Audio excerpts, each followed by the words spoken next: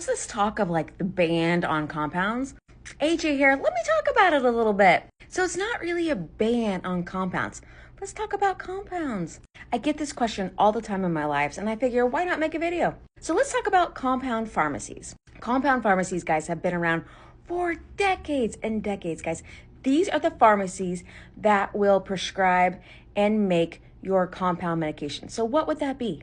Let's give some examples. Let's say your child or you are allergic to some sort of inactive ingredient in a medication. So you take that active ingredient and you compound it with something else so that you can take the medicine. Did you know that a lot of cancer medication, people who have cancer, they have to get their medications compounded? Hormone replacement therapy, guys, like the ones I take, they're sublingual, I put them under my tongue, they come from a compound pharmacy. Did you know that a lot of your pets, your dogs, your kitties, their medication comes from a compound pharmacy? So let's talk about compound tirzepatide.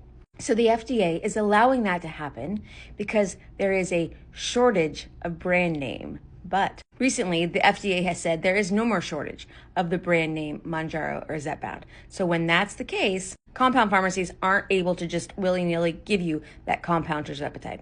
And guys, Eli Lilly still has a patent on these brand name medications, Mounjaro and Zepbound. So you can't just go to get a generic form like at CVS or Walgreens. Remember, guys, compound tirzepatide has only always just been available because of the shortage.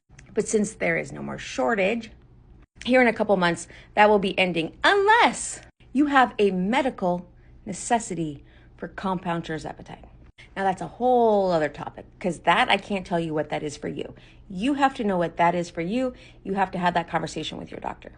But for example, let's say you're allergic to the inactive ingredient in brand name. Well, you'd have to have it compounded with something else, right? Or if you're having severe nausea, something's going on and you need it compounded with something else to help you with those crazy side effects.